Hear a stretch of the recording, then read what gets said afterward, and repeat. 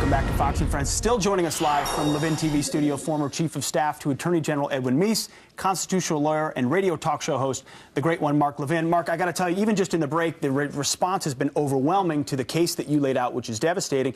And Abby and I were talking in the break about sort of where it goes from here, right, Abby? Yeah, that is the question, because you laid out your case in this last block. You're very passionate about the evidence that you have. And as Pete said, we have so many people writing us in saying, thank you for speaking your voice. They're right behind you on this. My question, though, how does this play out in the media? How are they going to continue to cover this story?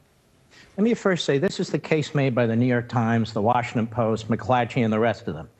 I just put it together as a former Justice Department official.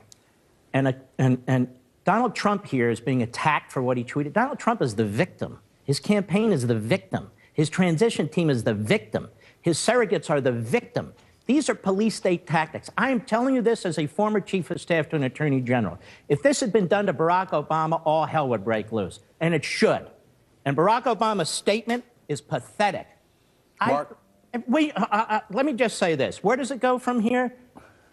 They ought to release both FISA court applications where they sought the warrant. The one in the summer and the one in October. So we know exactly what they were doing. That's number one. Number two, Congress needs to see the daily presidential intelligence briefings over the past year or so. Those are the beginnings of a serious investigation. Number three, for the Republicans in Congress, you control the majority. If the Democrats do not want to assist, and they won't, because I'm starting to think Chuck Schumer and the others are participating in all this cover-up activity, then plow ahead without them. But this is important to the country. We cannot have a sitting presidential administration unleashing 6 federal agencies, intelligence and law enforcement. I don't mean the president personally sitting there and saying, you know what, Valerie, let's go get him. Obviously, the attorney general and the FBI were involved in this. This is how you get a FISA court application prepared and submitted. Do you think former President Obama was involved in this? And if so, how much was he involved? I'm not Nostradamus here. I just think that we ought to find out. But I will tell you this. He's more involved than he says. I mean, it's his executive branch. It's his Justice Department. Mine's been the IRS. All of a sudden, the IRS is targeting American citizens. I don't know anything about it. We have reporters, including James Rose in the AP, where the Obama administration did more investigations of reporters than any administration in American history. They're quite capable of these things. But it doesn't matter. We want to know what took place, and there ought to be public hearings on this stuff, too. I agree with the Democrats. Let's get to the bottom of this. So join me. Join us. This is the public record. Yeah. It's the newspaper of record, the New York Times. Let's go. Mark, there's another aspect of this. When you mentioned Chuck Schumer a moment ago, he's been trying to block as many Trump nominations as he can and slow the process.